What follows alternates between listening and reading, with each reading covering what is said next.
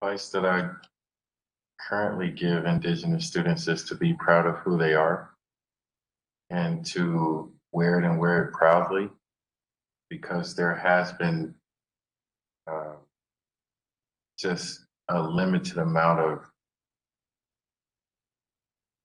students, like Indigenous students, especially on this campus. Indigenous students aren't seen very much. Indigenous students are normally pretty quiet, very reserved, but they should be proud of who they are. They should be proud of where they came from. There's no shame in that. And the more they can, I guess, find out about their history and where they come from and where they come to, it will definitely give them confidence. And I think that confidence can in turn help them to uh, enlighten others and to encourage others to be proud and to be very just courageous because a lot of Indigenous students, they don't necessarily want to be seen in a sense, or they don't want to be, uh, they just want to be behind the scenes, if that makes sense. Just behind the scenes, very quiet. And they deserve to be seen. They deserve to be heard. They deserve to be acknowledged because so many times Indigenous students aren't necessarily acknowledged by certain groups of people. And they're humans just like everybody else. And they deserve to be treated as such. I would encourage Indigenous students to channel their background, whether it be through their artistry, whether it be through writing, whether it be through painting, whatever it is that they've learned through their Indigenous background, whether it be a family tradition, channel that through your education and incorporate that to help motivate you through this journey. Because what I have learned is education can be challenging. It can be challenging to navigate, number one, right? How do I sign up for classes? How do I get help, to pay for my classes? But then also, I think it's also a spiritual, emotional, and mental challenge at times. For me personally, there was a few times where I said to myself, I can't do this. I'm not meant to be here. No one would care if I'm not here. But I'm really glad that I didn't.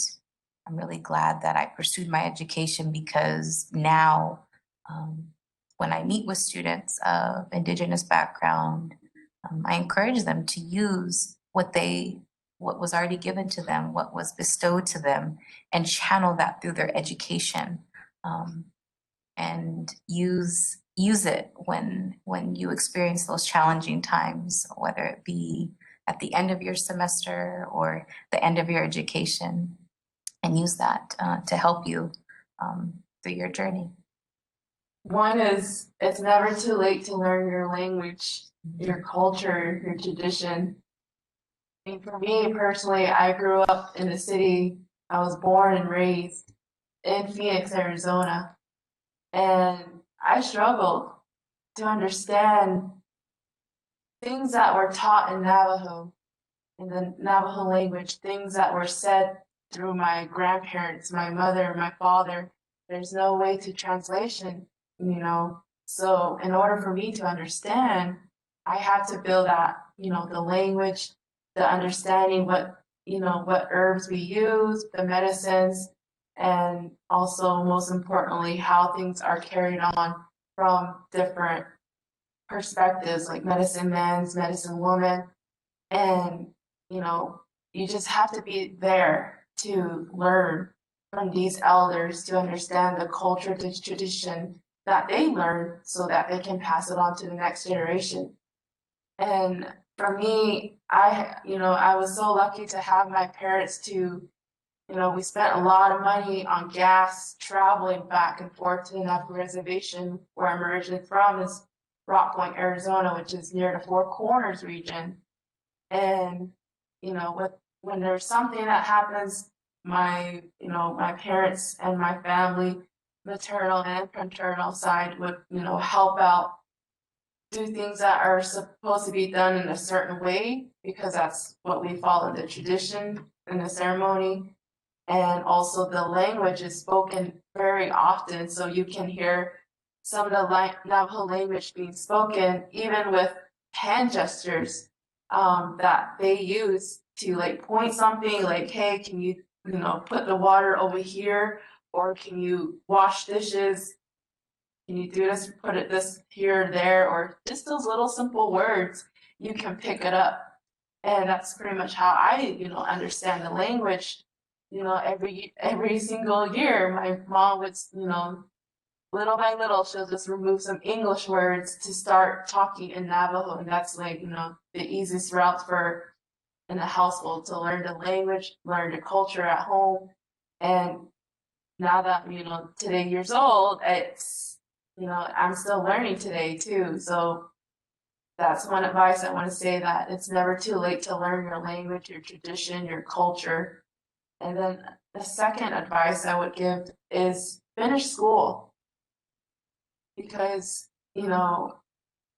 education really impacted my family, my mom and dad.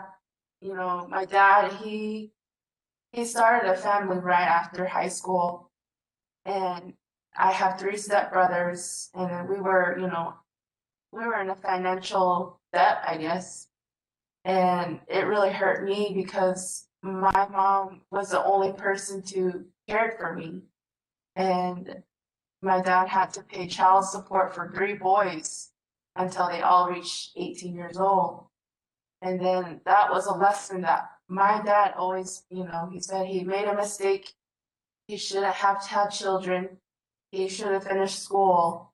He could have, he didn't have that mind to, stop to think about why not finish school, to have a support system for him later in the future. And so that's what my dad told me, finish school, finish your high school, finish your college, and then you can start thinking about having a family, and then also start thinking about things you want to buy, like a new car, a new house. But that's what he always told me, finish school. And that's why, try to encourage our students too, like, this is an opportunity for you to, this is a kickstart for you to kick into the college career, and think about what ways you can, pursue in your pathway, where you want to go in a specific career, like engineering, a doctor, or lawyer. There's so many options that you can choose from if you, stay on that pathway of where you want to go in your education.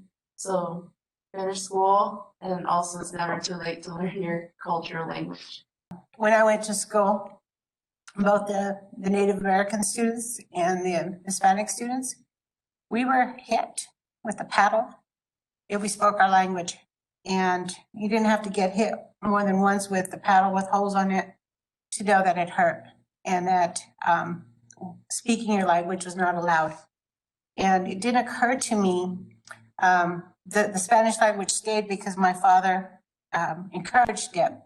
But it never occurred to me to also learn the Indigenous language that we lost, probably for practices similar to what happened to us in elementary school, until I heard Zarco Guerrero the other day speaking in his native tongue, and it inspired me. And so I'm starting to look up words too, and I'm looking forward to learning my language. Indigenous people have been here for thousands of years. They're resilient. They persevere. They're one with nature. They're one with the land. They're spirit. They have a spirit, an indelible spirit that can't be shaken. And know that no matter what happens, that's in you. That resiliency, that stick-to-itiveness, that spirit to survive, to live on, to carry on is in you, and use that to improve your lives, to continue forward. This modern world is really different from the traditional ways, but at the same time, we're finding that our modern world isn't always better. I recall my grandfather was a healer, and I had an infection in my arm, and I had gone to the doctors, and they had given me stitches, and they had given me all kinds of medicine, and nothing was helping. Then my mother suggested, let's take her to my father. And we went, and what it looked like to me is he put a whole bunch of little sticks and herbs and stuff into my arm, and he wrapped it. And this arm that had been pussy and wasn't healing the next morning was already looking better. And that was the first time that I experienced what natural healing or natural medicine was all about. And that was something else that was people try to beat out of us, that our healing ways or our natural ways of treating each other were not accepted in the Western world. And so we got to go back. There is a balance between that, and we need to make sure that we don't lose that. Keep learning about yourselves. My grandmother was also not the one that was married to my grandfather that was a healer, but I had a grandmother that was also a healer. And people would come to her from miles when they knew she was in town. They knew that she could help them, and they would come with all kinds of things, and my grandmother would help them. And yeah, that wasn't something that we learned or that was passed on to us. And now that they're gone, it breaks my heart that we lost that tradition, because we can't get it back because it's gone for us in our families. But we can learn from other people. I know that we can go into our tribes and learn from other people that are willing to teach us. I have joined, believe it or not, in Mexico. There's 2 tribes that I've joined, and they're on Facebook, and they're sharing the traditions of their people, holidays, festivals, and so it's they're finding ways to find us. We just need to go out and look for that. Just I guess piggyback on what everybody else has said is just to take advantage of education. We all have an opportunity to further our education, and by doing that, that can in turn help so many people in your family, in your circle of acquaintances or associates.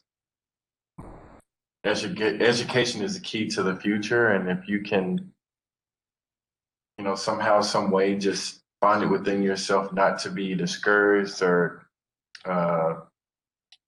talk down, or have some sort of negative energy towards yourself, there can be so many benefits that come from that. So, and finding out more about yourself through education is important as well. Even speaking from experience, just trying to learn more about how things come to be when you talk about years and years ago of how Indigenous people and people from other backgrounds come together, and next thing you know, there's just a huge connection between different groups of people, and they supported one another. They were able to sit at the same table and have discussions, and that goes a long way. And they did that years and years ago. So now it's a matter of just taking advantage of the resources that we have, and just utilizing programs like the Hoop of Learning program, or just scholarships that are available for Indigenous students. Take advantage of those, because there's so many out there, and taking that first step is hard, but once you take that first step, you can be able to take many steps in the right direction, and it can in turn, give somebody else some inspiration and support so many people in a sense of being able to be accessible to them. So just following through with that education piece of it, because it's so important, as we're all sitting here at the table and we're all educated. And it wasn't easy, but somehow, some way, we found a way to overcome all those obstacles. And for so long, Indigenous people were denied education. And so now that Indigenous people can take advantage of that tool, why not do it? Why not just, you know, throw yourself in there and say, you know what, I'm going to make a change. I'm going to have an impact and make a difference, especially on younger people that are coming up, because it's so easy for us to lose sight or lose a connection with culture and the old ways and how things were taught. So just trying to continue those traditions is extremely important, and you can learn those through education as well. So Who better to help Indigenous people than other Indigenous people? Because you understand, you know the ways, and whether you use your education to help yourself advance yourself and your family, move forward. You're providing an example for others, or whether you use it to go back to your community and help your community and help others help themselves. It makes a big difference, and you never know who you're going to be impacting. I wish I knew her name, but there was an Indigenous woman from Laguna, the Laguna Pueblo, that would come to our middle school and our high school, and she would talk about higher education for the Native American students, and she would take them on field trips and do all this stuff. But when she did presentations, sometimes she'd come into our classrooms, and so I'd be listening, and she inspired me. And when I liked the way that she worked with the students. I liked the fact that I liked the job that she had, that she was going out and inspiring students. And I think that has that inspired the work that I'm doing now. The fact that I'm working in education, because I saw this Indigenous woman in a time where there were not a lot of Indigenous women's leaders taking that role to help her community try to move forward. And I'm sure I'm not the only one that was inspired by her. I'm sure she inspired a lot of students throughout the reservation or in northern New Mexico, because she was making the effort to make an impact in their lives. I think it's also important when we think about impact that we all have. I think it's important to also mention that through education, whether it be for yourself or you're going to use that to go back to your family, it's important to know that through education, we can break generational trauma. I know for myself that since my parents were teenage parents, so statistically, I'm not supposed to be here. I'm not supposed to be in this room with you all, let alone be educated, let alone not be a teenage parent myself. I know it's like to be that person, to break the generational trauma, because of so many of our Indigenous students come from families, generations of trauma, whether it be historical or whether it be their personal trauma within their family dynamic. I think it's important to encourage and support students that they know and they're aware that they don't have to be or become what was either told to them or perhaps what was modeled for them. They can create a new life for themselves, whether it be on their traditional land or reservation, or whether it be away from their family. That's important to also note too. I would say to myself and other Indigenous students to not give up, to really persist and try your hardest, because you've worked hard to get where you are, and your family is proud of you. They're super proud about where you are, where you stand, and your progress means a lot, not just to yourself and your family, but to your people, to your ancestors. They are there with you every step of the way, and they're going to be there when you walk across that stage at graduation, when you get that diploma, even even though your diploma might come in the mail, they'll still be there with you, opening it up right then and there. But yeah, I think it's just not giving up and really remembering your roots, your identity, your Indigenous identity, looking at the practices that you have with your specific culture, and looking at ways you can heal yourself and really motivate yourself to accomplish the things you want to accomplish, and to take yourself seriously, and to really enjoy the moment, enjoy your classes, enjoy campus life, and enjoy every moment, because it will go by super fast. So that's advice I would personally give to myself, but I think it's good advice to give to any Indigenous student. Take advantage, find out about the different things, different assets you have at the school, the tutoring, the everything. If you don't have a computer, check out the computer, the library, if you can check out the computer. Ask. If you don't ask, you're never going to find out. And don't be afraid. You know, I know a lot of people believe it's a stigma that if I have to get tutoring, I'm not good enough. It's not that. You need a solid foundation. And with a solid foundation, the more you learn, the more you take classes, the better your understanding is going to be of your subject. So if you need that little bit of help to understand a question and to get it in your mind solid, you may need that tutoring, because they may explain it to you in a different way that you're not used to thinking. And once you get that thinking, it's going to help you with everything else that you go after that. So take advantage of the tutoring, take advantage of people, and just like Jay said, take advantage of the extracurricular activities that go on at school.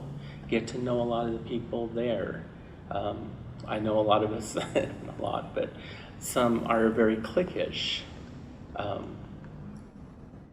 Try to get out of that shell and meet other people and make friends and expand your horizon. Get to know other people. There's a lot of jobs out there. If you know somebody, you know, you may know somebody who knows or is a family member of a person who works at this job, and that may be your in to get your application into them. You never know, but you need to just put yourself out there and grow as an individual in this world, as well as continue to keep, you know, go back to the reservation and continue practicing, you know, your traditions, your ceremonies, and participating with your family. You know, that doesn't change, even with living down here and doing your other activities. Your parents and where you come from and your activities all stay the same, and you just keep participating in all of it. You do have enough time to do all of it, and just do it, grow. I think that's the biggest thing, is the more you hinder yourself, the more you reserved you are. It's not bad, but it doesn't allow you to go out there and become the full person that you need to become, or would like to become, to get some of these jobs and to advance in where your field that you go into. You know, I know a lot of people say that because we don't look into your eyes, because when we talk we don't stare into your eyes and not lose contact, that means that we're not listening or we're not comfortable. You know, but that's just us. And you just need to be sure when you're talking to somebody, yes, you look at them, but then you still have your own thing where you look away, but continue engaged in the conversation. They will learn that this is the way you are. You have good ideas, you are knowledgeable, you do have the capacity or the learning to do all this stuff. And just educating people on that point of who you are and what you do, they'll learn, and they'll learn to accept that.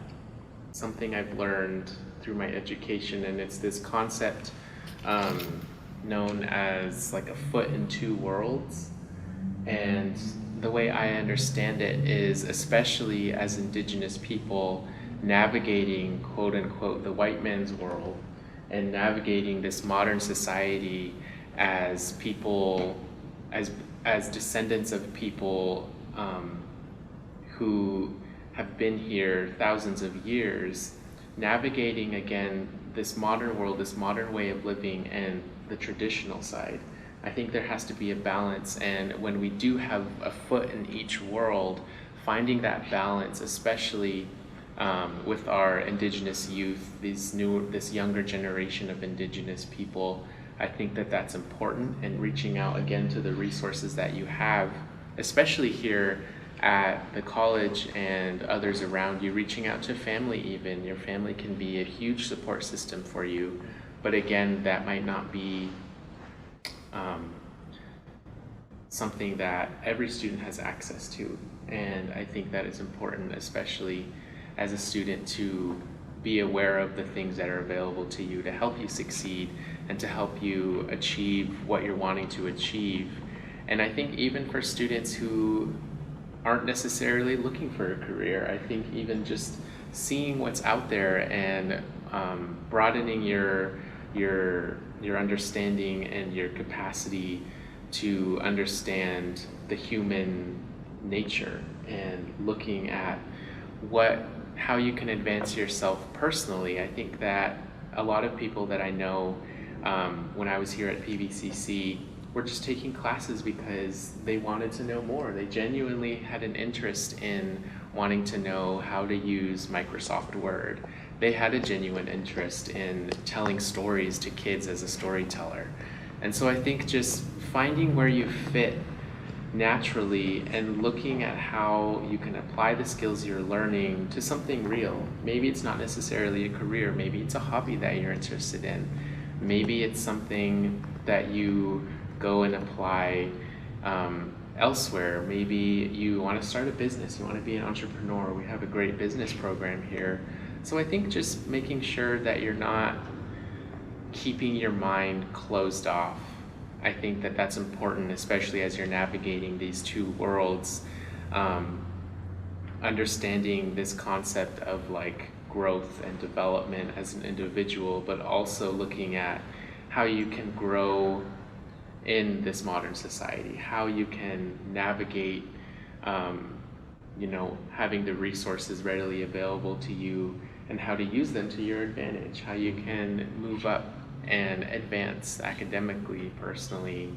So a lot of things for Indigenous students to consider, and a lot of things that I wish I knew when I first started at PVCC. So you're off to a great start and you're in good hands.